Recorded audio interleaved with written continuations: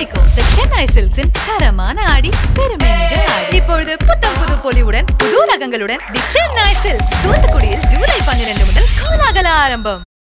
16 வயதினிலே R மூன்றாம் பிறை. 16 வயதில் நாயகன் ஆர் தேவர் மகன். ஹேராம் ஆர் அன்பே சிவம். அன்பே சிவம் ஆர் தசாவதாரம். அன்பே சிவம் ஆர் விக்ரம். என்ன காரணம் சார்? அன்பே சிவம். கமலுக்கு போட்டியாக பார்த்திபன் வராரு, இந்தியனுக்கு போட்டியாக டீன்ஸ் வருது, இப்படி தான் தலைப்பே வைக்கிறாங்க. இன்னும் கொஞ்சம் அதிக ப்ரமோஷன் கிடைக்குது. ஆமாமாங்க, அது மாதிரி ஒரு கிரிமினல் ஐடியா தான் அது. எல்லாருக்கும் தெரியும் இந்த கம்நாட்டி இப்படி தான் ஒரு கிரிமினாலிட்டி பண்ணுறான்ற மாதிரி. இதில் ஒன்றும் மறைக்கிறதுக்கு என்ன இருக்குது? இந்த டீன்ஸ் படத்துடைய ட்ரெய்லர் டீசர்லாம் பார்க்குற வரைக்கும் இதுவும் ஒரு வித்தியாசமான முயற்சி தான் எடுத்திருக்கீங்க. குறிப்பாக சின்ன பசங்களை வச்சு ட்ரை பண்ணியிருக்கீங்க. இது வரைக்கும் யாரும் தொடாத ஜேர்னராக இருக்குது. ஒரு 40 வருஷமாச்சு மைடியர் குட்டிச்சாத்தானுக்கு அப்புறமேல ஒரு நல்ல தமிழ் படம், ஒரு நல்ல குழந்தைங்களுக்கான படம் வரல. குழந்தைங்க வந்து பீரியட்ஸ் டைமில் வெளியே போனால் பேய் வந்துடும், அந்த கறி தூக்கிட்டு போகக்கூடாதுன்னு இது இன்னும் கிராமப்புறங்களில் நிறைய ஊர்களில் சொல்லிட்டு இருக்காங்க. இது நீங்கள் ஒரு மூட நம்பிக்கையாக நினைக்கிறீங்களா, இல்லை அது எப்படி எடுத்துக்கிறீங்க? அதை மூட வேண்டிய நம்பிக்கையாக நினைக்கிறேன்.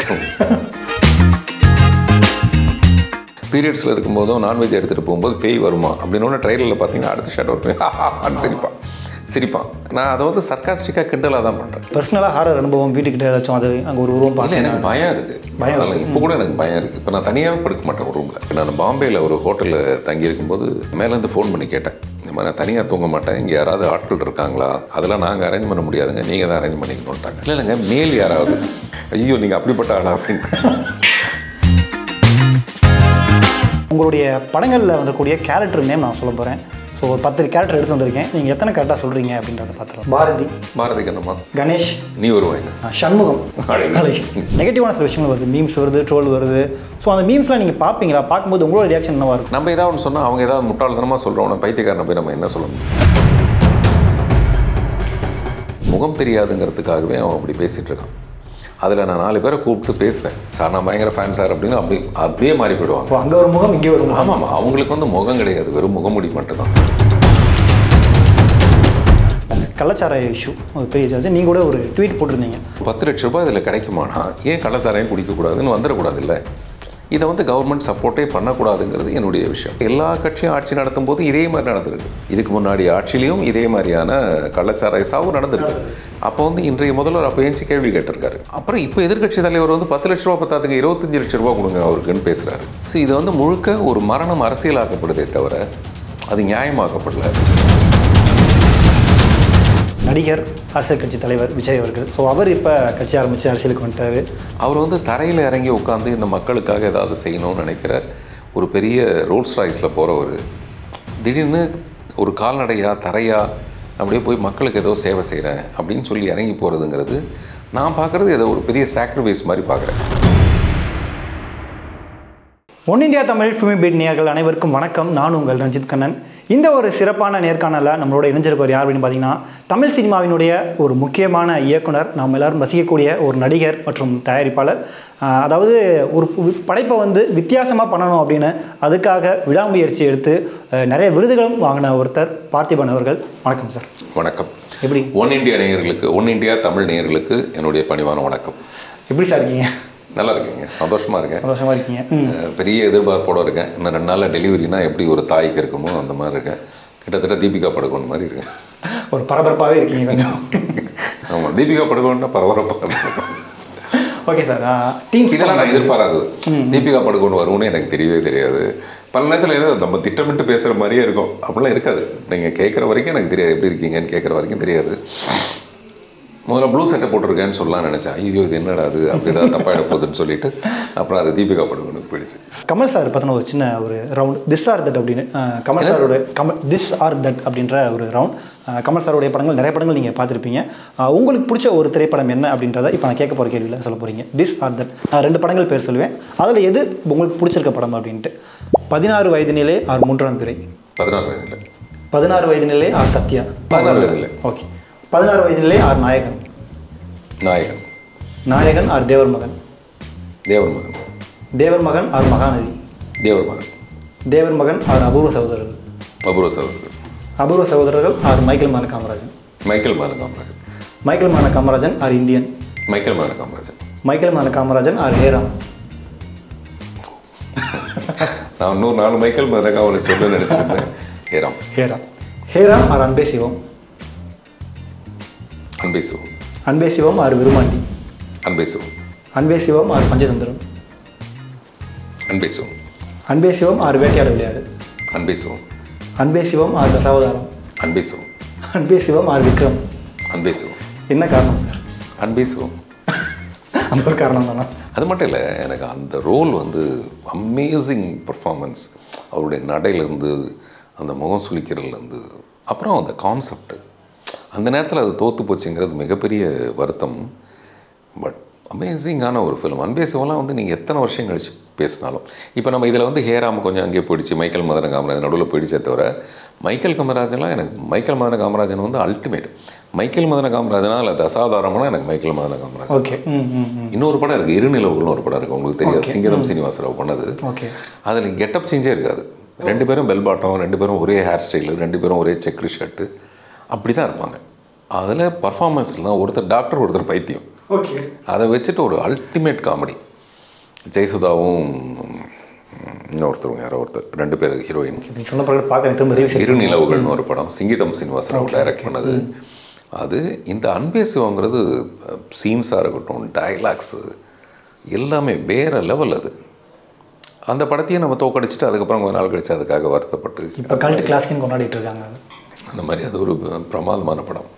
ஹேராமும் எந்த வகையில் எனக்கு வந்து ஹேராம்லாம் வெறும் அந்த சாங்கே நான் பல தடவை பார்க்குறேன். மேக்கிங், ஹேராமோட மேக்கிங்கை மறுபடியும் அச்சீவ் பண்ணுறதே ரொம்ப கஷ்டம். இப்போ நம்ம இதை சொன்னதெல்லாம் அதுவான்னு கேட்கும்போது நம்ம ஒன்று சொல்ல வேண்டியதாக இருக்குது. தவிர இல்லாட்டி விரும்மாண்டியை போய் நம்ம எங்கேயும் குறைச்சி சொல்ல முடியாது, மகாநதியை நம்ம எங்கேயும் குறைச்சி சொல்ல முடியாது. மகாநதி கான்செப்டாக பிரமாதமான விஷயம். தவிர நான் இப்போ எல்லாமே பார்க்குறது அவர் மட்டுமே, அவர் நடிப்பாக அப்படி தான் பார்த்து நான் அன்பே சிவத்தில் வந்து அங்கே நிற்கிறேன். பார்த்திபன் அப்படின்னாலே நான் ஆரம்பத்தில் சொன்ன மாதிரி வித்தியாசம், கொஞ்சம் கிரியேட்டிவாக அவர் யோசிக்கக்கூடிய ஒவ்வொரு படங்களுக்கும், அது இரவு நிழலாகட்டும், அதுக்கு முன்னாடி இந்த புத்த சிறப்பாகட்டும், இந்த டீன்ஸ் படத்துடைய ட்ரெய்லர் டீஸெல்லாம் பார்க்குற வரைக்கும் இதுவும் ஒரு வித்தியாசமான முயற்சி தான் எடுத்திருக்கீங்க. குறிப்பாக சின்ன பசங்களை வச்சு ட்ரை பண்ணியிருக்கீங்க. இந்த ஒரு கான்செப்ட் போல் உங்களுக்கு எப்படி தோணுச்சு இந்த மாதிரி பண்ணணும் அப்படின்ற ஒரு சின்ன நாட் கிடச்சிருக்கும்ல, எதில் இருந்தது? இரவு நிழல் முடிஞ்ச உடனே சோஷியல் மீடியா பூரா அடுத்த படம் பார்த்திபன் வந்து இப்படி தான் இருக்கும், நிறைய கிண்டலுக்குரிய விஷயங்களாகும்.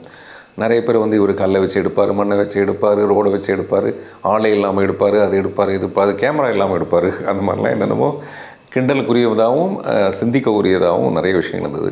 எனக்கு ஒரே சிரிப்பு, இதெல்லாம் இல்லாமல் நான் வேறு ஒரு கதை யோசித்து வச்சுருக்கேன் அப்படின்னு சொல்கிறதுக்கு. அதை நான் உடனடியாக எடுத்து காமிச்சிடணும்னு ஆசைப்பட்டேன். இந்த படம் வந்து அவ்வளோ குட்டி படம் தான். அது ஒரு 13 பசங்களை வச்சுட்டு ஒரு சம்மர் வெக்கேஷனில் அழகாக ஷூட் பண்ணி முடிச்சிட்டோம்னா அவங்களுடைய குவார்ட்டர்லி லீவில் அந்த படத்தை ரிலீஸ் பண்ணிடலாம் அப்படி தான் நினச்சேன். நான் நிறைய படங்கள் அப்படி தான் நினைக்கிறேன். அது ரொம்ப சிம்பிளாக ஆரம்பிக்கும் போது சிம்பிளாக அதை முடிக்க எனக்கு மனசு வரல. ஒரு ஃப்ரேமுக்குள்ளே எவ்வளோ அழகுப்படுத்தலாம்னா எவ்வளோ நாள் அழகுப்படுத்தலாம். இப்போ நீ என்னுடைய க்ளோஸ்அப்புக்கு பின்னாடி இந்த ஃப்ரேமில் ஒரு ஃப்ரேமுக்குள்ளேயும் ஒரு பெரிய ஆளுமே இருக்காங்க. இவ்வளோ பேரோடு சேர்ந்து ஒரு ஃப்ரேம் பார்க்கும்போது அந்த ஃப்ரேமே அழகாக இருக்குது. அப்போது ஃப்ரேமில் நிறைய இடங்கள் கேப் இருக்குது. நான் இப்போ கூட இன்னொரு இன்டர்வியூவில் சொல்லிட்டு இருந்தேன். ஒரு ஷாட்டு, ஒரு 2 பசங்க உட்காந்துருக்காங்க, பின்னாடி லெஃப்ட் எட்ஜில் ஒரு சின்ன கேப் இருக்குது. ஒரு மஞ்சள் துணியை எடுத்துகிட்டு போய் அந்த கல் மேலே சுற்றிட்டு வந்துட்டேன். இப்போ இங்கேருந்து பார்த்தா அது அவுட் ஃபோக்கஸில் அந்த எல்லோ வந்து அவ்வளோ பியூட்டிஃபுல்லாக இருக்குது. கரெக்டாக அது மேலே ஒரு சன்லைட் ஒன்று பட்டு இந்த ரொமான்ஸ் சீனுக்கு அது அவ்வளோ அழகாக இருக்குது. அதை நான் ஓடி போய் சுற்றின ஒரு மஞ்சள் துணி, அவ்வளோதான். நான் என் பொண்ணுக்கிட்ட கூப்பிட்டு காமிக்கிறேன், பாருமா அது எவ்வளோ அழகாக இருக்குது பாரு, அதை நான் தான் அதுக்கு ஒன்று சுற்றிட்டு வந்தேன். நான் சொல்கிறது ஒரு ஃப்ரேமை அழகுப்படுத்துறதுக்கு போக போக போக என்னாச்சுன்னா இந்த படத்தை வந்து எவ்வளோ அழகான மேக்கிங்கில் எடுக்கிறது விரியுது அப்படியே மெதுவாக. கேமி காரின்னு ஒருத்தர் வராரு, அவர் ரொம்ப எக்ஸ்பென்சிவான ஒரு சினிமாட்டோகிராஃபர். இப்போ வந்து அவர் ஜிகிர்தாண்டா பண்ணும்போது ஜிகிர்தாண்டாவுக்குன்னு ஒரு வால்யூம் ஆஃப் பிஸ்னஸ்னு ஒன்று இருக்குது. அவர் ஹிந்தி படம் பண்ணுவார், ஒரு வால்யூம் ஆஃப் பிஸ்னஸ்னு ஒன்று இருக்கும். அது எதுவுமே இல்லாதது தான் இந்த படம். ஆனால் இதில் அவரை வச்சு பண்ணும்போது அவருடைய திறமைக்காகவோ அல்லது இந்த படத்தை பரிமளிக்காகிறதுக்காகவோ ஒரு பிரமாதமான ஒரு ஃப்ரேம் ஒன்று வைக்கணும்.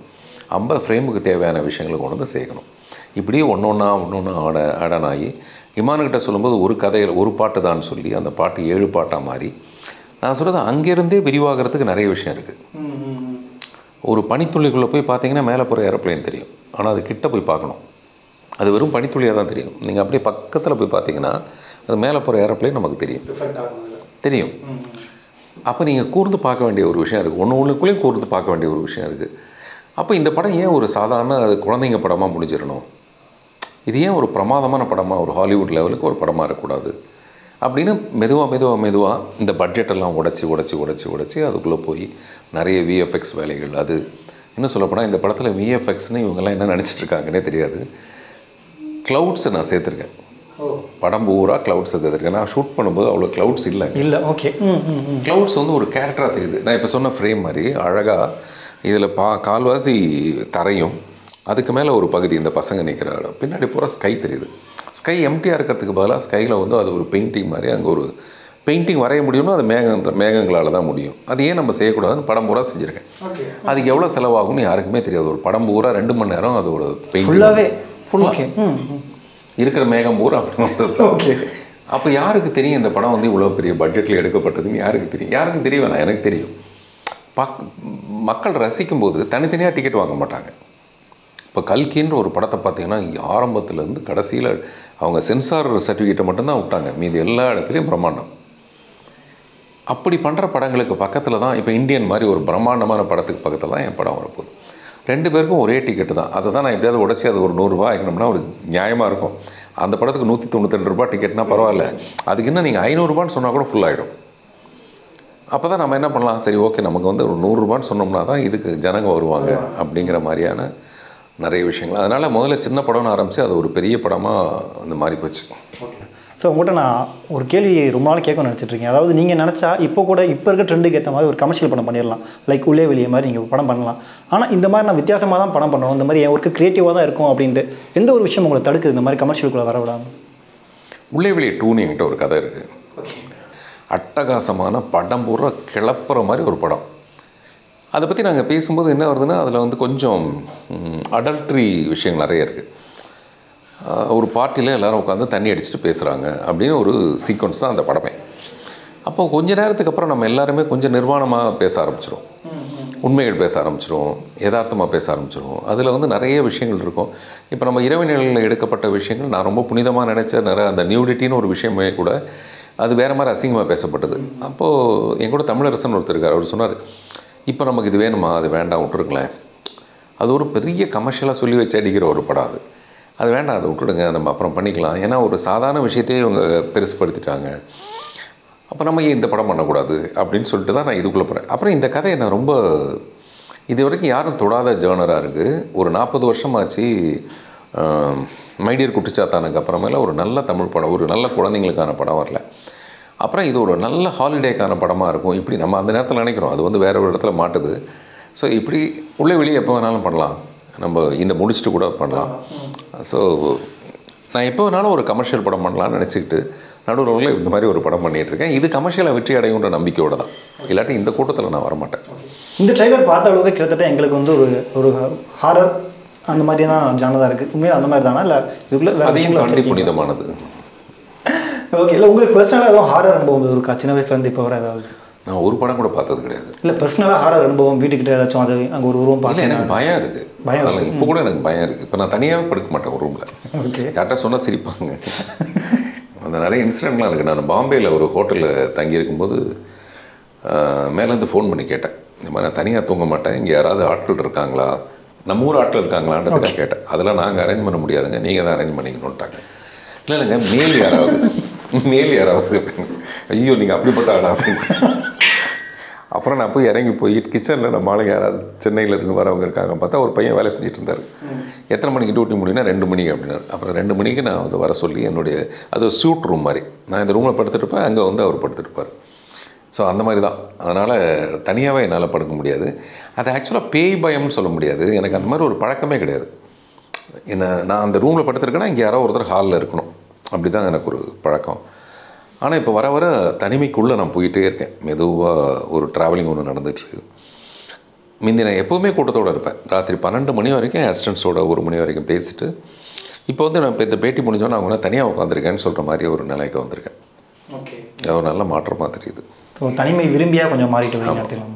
அது விரும்பி தனிமையாக எடுத்துக்கிறேன். ஓகே. இன்னொரு ட்ரெய்லரில் ஒரு வசனம் கவனித்தேன், அதாவது குழந்தைங்க வந்து பீரியட்ஸ் டைமில் வெளியே போனால் பேய் வந்துடும், வந்து கறி தூக்கிட்டு போகக்கூடாதுன்னு. இது இன்னும் கிராமப்புறங்களில் நிறைய ஊர்களில் சொல்லிட்டு இருக்காங்க. இது நீங்கள் ஒரு மூட நம்பிக்கையாக நினைக்கிறீங்களா, இல்லை அது எப்படி எடுத்துக்கிறீங்க? அதை நீங்கள் அதை மூட வேண்டிய நம்பிக்கையாக நினைக்கிறேன். அதை வந்து ஒரு பொண்ணு வந்து ரொம்ப அழகாக காலேஜில் சொன்னாங்க. ஒரு காலேஜில் இந்த ட்ரெய்லரை பார்த்துட்டு நீங்கள் என்ன நினைக்கிறீங்கன்னு, இந்த டயலாகை நீங்கள் உடைப்பீங்க, அதுக்காக தான் அந்த டயலாக் வச்சுருக்கீங்க, இதை நீங்கள் அப்ரிஷியேட் பண்ணவே மாட்டீங்கன்னு எங்களுக்கு தெரியும்ன்ட்டு. அப்போ தான் நான் என்னை பற்றி ரொம்ப பெருமையாக நினச்சேன். சரி, நம்ம ரொம்ப கரெக்டாக போய் சேர்ந்துருக்கோம். எம்ஜிஆர் வந்து அவர் பேசுகிற விஷயங்கள் எல்லாமே மக்கள் உண்மை நம்பினாங்க, கரெக்டு நம்பினாங்க. ஸோ நம்மளை பற்றி இவங்க ஒரு மதிப்பீடு வச்சுருக்காங்க. நான் இந்த மூட நம்பிக்கைகளை சப்போர்ட் பண்ண மாட்டேன்னு அவங்களுக்கே தெரியுது. அப்படி சப்போர்ட் பண்ணுறதா தான் நான் படத்துலேயே வச்சுருக்க மாட்டேன். அதை சப்போர்ட் பண்ணுவேனே தவிர அது எதுக்கு நான் போய் படத்தில் வைக்க போகிறேன்? வச்சோன்னா அது பையன் சிரிப்பான், ஹான்னு சிரிப்பான். அடுத்த ஷாட்டு நீங்கள் நல்லா கவனித்து பார்த்தீங்கன்னா, பீரியட்ஸில் இருக்கும்போதும் நான்வெஜ் எடுத்துகிட்டு போகும்போது பேய் வருமா அப்படின்னு ட்ரெயிலரில் பார்த்தீங்கன்னா அடுத்த ஷாட் ஒரு பையன் ஹான்னு சிரிப்பான். நான் அதை வந்து சர்க்காஸ்டிக்காக கிண்டலாக தான் பண்ணுறேன். இவன் மாதிரி ஒரு படத்தில் ஒரு பெண் வந்து வயசுக்கு வந்ததுக்கு வந்து ஒரு ஃபங்க்ஷன் பண்ணுறதை நான் கிண்டல் அடிச்சிருப்பேன். ஆனால் இப்போவும் என்கிட்ட கொண்டு வந்து பத்திரிக்கை கொடுப்பாங்க. நான் என்ன சொன்னாலும் புரிஞ்சுக்க மாட்டாங்க. அந்த மாதிரி கொஞ்சம் பேர் அவங்க என்ன நினைக்கிறேன்னா, சினிமாவுக்காக தான் நான் நடிக்கிறேன்னு நினைக்கிறாங்க சில பேர். இது வந்து சினிமாவில் சொல்லலாம் பாப்பார். யதார்த்தமான வாழ்க்கையில் ஒரு பெண் பூ பெய்திய திருநாள் அந்த மாதிரிலாம் போட்டு அதுக்கு ஒரு பத்திரிக்கை அடித்து அதெல்லாம் பண்ணுறது எனக்கு பிடிக்கவே பிடிக்காது.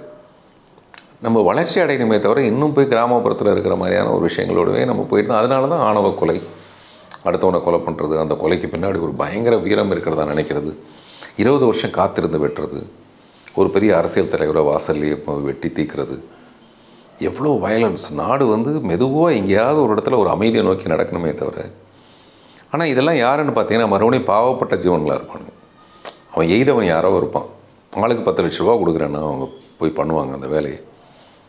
ஸோ அப்படி ஒரு கொடூரமான சமூகத்தில் சினிமா மூலமாகவும் ஏதாவது நல்ல விஷயங்களை சொல்ல முடியுமா நிறைய பேர் ட்ரை பண்ணுவாங்க. அதில் நானும் ஒருத்தன். ஓகே சார், நீங்கள் ஆரம்பத்தில் சொன்ன மாதிரி பார்த்திபன் ஒவ்வொரு தடவையும் ஒரு வித்தியாசமான முயற்சி எடுக்கும்போது அதுக்கு நிறைய பாராட்டுகள் வருது, அதே நேரத்தில் நெகட்டிவான சில விஷயங்கள் வருது, மீம்ஸ் வருது, ட்ரோல் வருது. ஸோ அந்த மீம்ஸ்லாம் நீங்கள் பார்ப்பீங்களா? பார்க்கும்போது உங்களோட ரியாக்ஷன் என்னவாக இருக்கும்? விமர்சனம் பண்ணுறவங்களுக்கு ஏதாவது சொல்லணும்னு நினைக்கிறீங்களா? இல்லை, நான் சொன்னேன்ல, இந்த படம் இரவினல் முடிஞ்ச உடனே ஒருத்தர் பயங்கர கிண்டலாக பார்த்திபன் வந்து எப்படிலாம் யோசிப்பார் தெரியுமா? இன்டர்வலில் மட்டும் ஒரு சினிமாவை காமிச்சிட்டு மீதி நாளெலாம் பாப்கார்ன் விற்றா எப்படி இருக்கும்? இன்டர்வல் டைமில் மட்டும் ஒரு சினிமா. இப்போ நம்ம ஒரு பாதி படம் வந்து நம்ம ஒரு படத்தோட மேக்கிங்கை போட்டு அதுக்கப்புறம் படம் காமிச்சேன் நான் அதில் இன்டர்வல் விட்டு.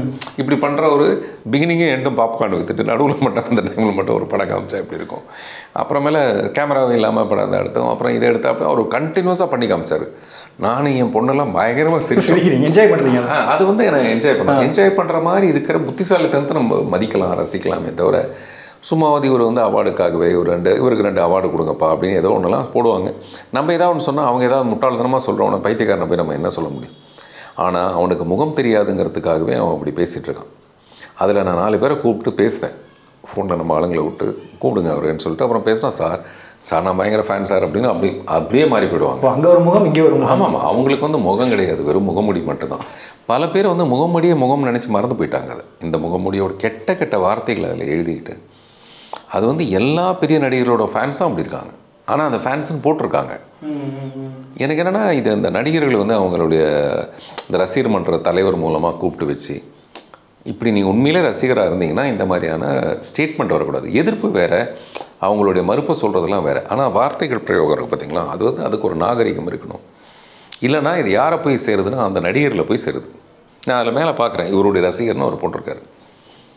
அப்புறம் தான் நான் ஒருத்தர் கூப்பிட்டு கேட்டேன், நீங்கள் எப்படிங்க அவருடைய நானும் அவருடைய ரசிகர் தான், நீங்கள் எப்படி இந்த மாதிரி பிஹேவ் பண்ணலாம்? யாருடைய ரசிகர்? அது வேண்டாம், அது எதுக்கு அதை வச்சுட்டு பெரிய பிரச்சனை.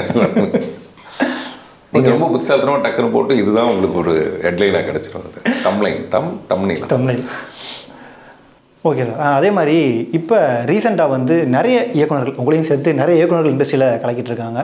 இப்போ இருக்கக்கூடிய இளம் இயக்குநர்களில் யார் ரொம்பவும் பெஸ்ட்டாக பண்ணுறாங்க நீங்கள் வெளியே இருந்து பார்க்குறீங்க? நான் வந்து என்ன ஒரு இளம் இயக்குனராக பார்க்கறதுனால இந்த கேள்வி நான் சொல்ல விரும்பல. இல்லை, இளன் வந்து ஸ்டாரில் வந்து ரொம்ப பிரமாதமாக தான் பண்ணியிருந்தார். நித்திலன் வந்து இந்த படம் நல்லா தான் பண்ணியிருந்தார். மகாராஜா நல்லா தான் பண்ணியிருந்தார்.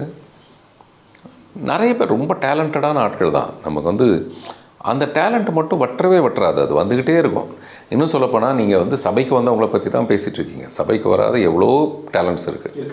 அதில் என்கிட்ட உதவியாளர் இருக்கிற கிருஷ்ணமூர்த்தின்ட்டு இந்த படம் வெற்றி அடைஞ்சதுக்கப்புறம் இதே தயாரிப்பாளர்கிட்ட அவரை வந்து டைரக்டராக்கி நான் அவருடைய டைரக்ஷனில் நடிக்கிறதுன்னு வச்சுருக்கேன். ஒரு மிகப்பெரிய திறமசாலி. நான் வந்து ஒத்த செருப்புலேயும் அவருடைய பேரை முன்னாடி தான் போட்டிருப்பேன். இரவினெல்லாம் அவர் பேரை ஃபஸ்ட்டு பேராக போட்டிருப்பேன். யாராவது ரெகனைஸ் பண்ணி அவரை கூப்பிடணுன்றதுக்காக. என்கிட்ட குமார்னு ஒருத்தர் இருக்கார், அதிமேதாவி புத்திசாலித்தனம் உள்ள ஒருத்தர். ஸோ இத்தனை பேர் இங்கே இருக்காங்க. ஆனால் அவங்களுக்கு வாய்ப்பு கிடைக்கிறது தான் என்னைக்காவது ஒரு நாளைக்கு வாய்ப்பு கிடைக்குது. சில பேருக்கு வாய்ப்பே கிடைக்காம போயிடுது. ஸோ அதனால் நிறைய புத்திசாலிகள் எங்கள் இண்டஸ்ட்ரியில் இருக்காங்க.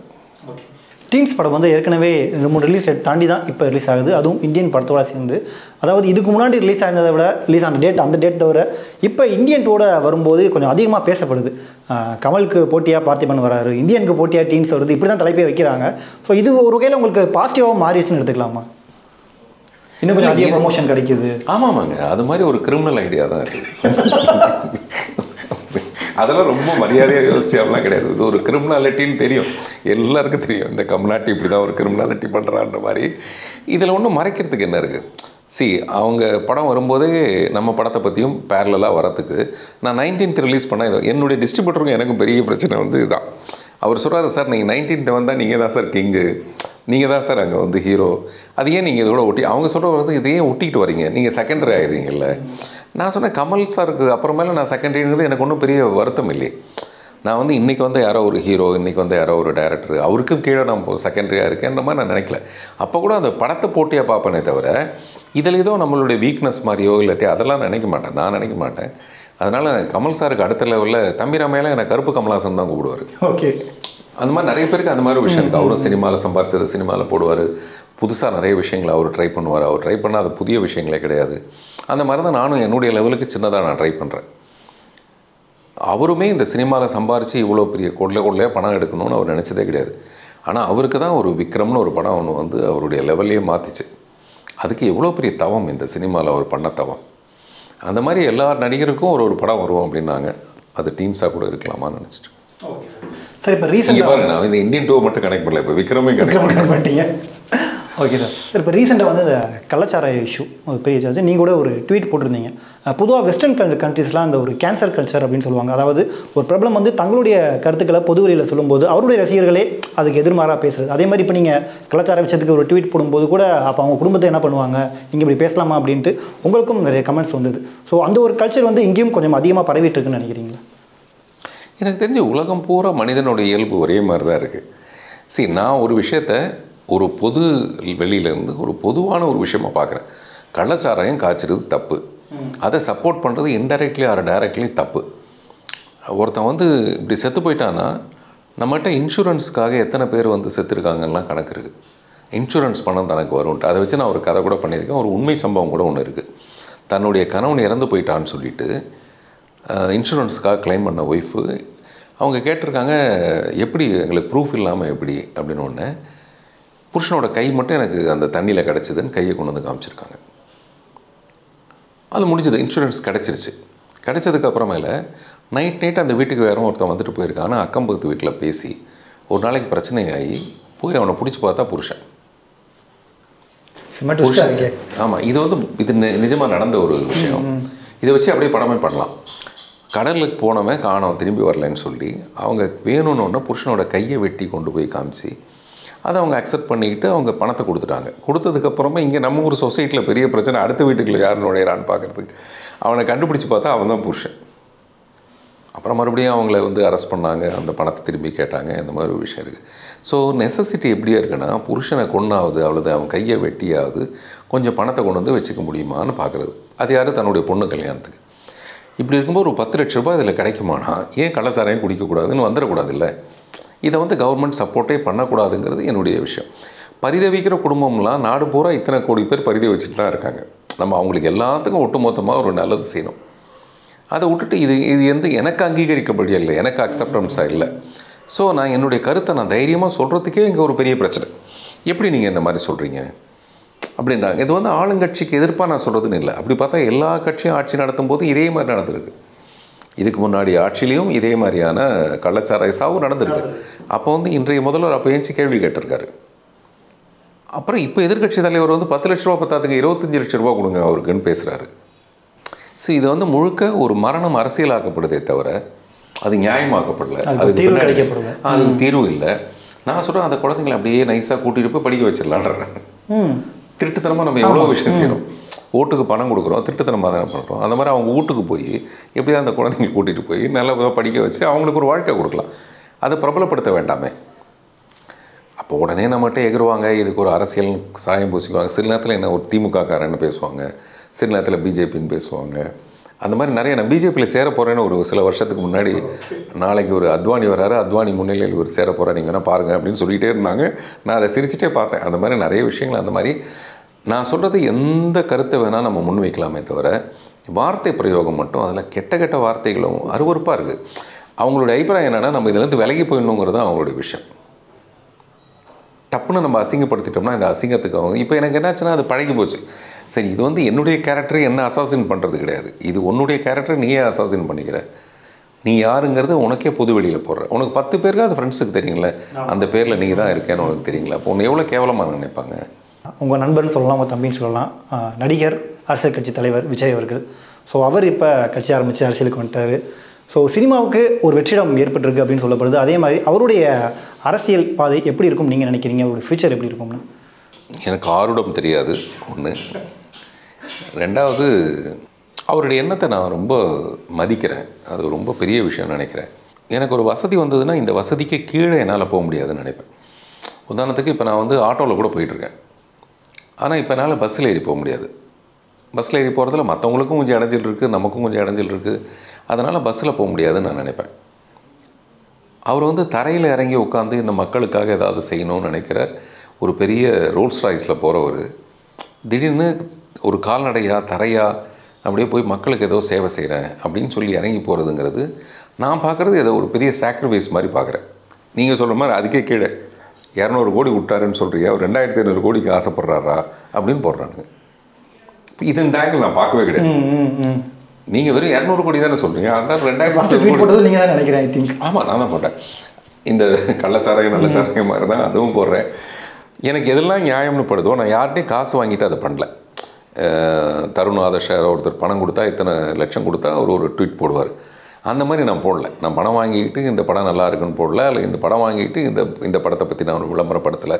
இது வந்து எனக்கு ரொம்ப நேர்மையாக தெரிகிறது. ஒரு பிரஜையாக நான் ரொம்ப சரின்னு நினச்சிக்கிட்டு சில விஷயங்களை செய்கிறேன். அதில் விஜய் வராரா, அது வந்து அப்ரிஷியேட் பண்ண வேண்டிய விஷயம் தான் அப்படின்னு சொல்லிட்டு பண்ணுறேன். அதனால் அதுக்கு கீழே இதை போடும்போது இது என்ன நம்ம பார்க்காத ஒரு ஆங்கிளாக இருக்குது. அவர் 10 படம் நடித்தோம்னா அந்த 2000 கோடி வந்துடும் எனக்கு அகைன் மறுபடியும். அவர் அந்த இடத்துல தான் இருக்கார். இந்த 200 கோடிக்கு பதிலாக கடைசி படத்துக்கு வந்து 400 கோடின்னு கேட்டாலும் கொடுப்பாங்க. ஏன்னா கடைசி படம் அப்படி ஒரு ஹைப்பு.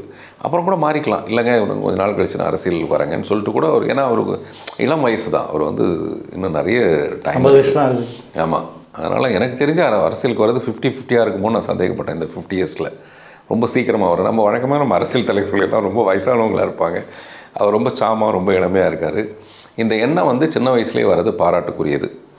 அது வந்ததுக்காக நம்ம அவரை பாராட்டணும். அது நாளை எப்படி இருக்குன்றது நமக்கு தெரியாது. நாளைய இப்போ கமல் சார் வரும்போது நமக்கு என்னெல்லாம் யோசித்தோம். பட் பாலிட்டிக்ஸுங்கிறது வேறு.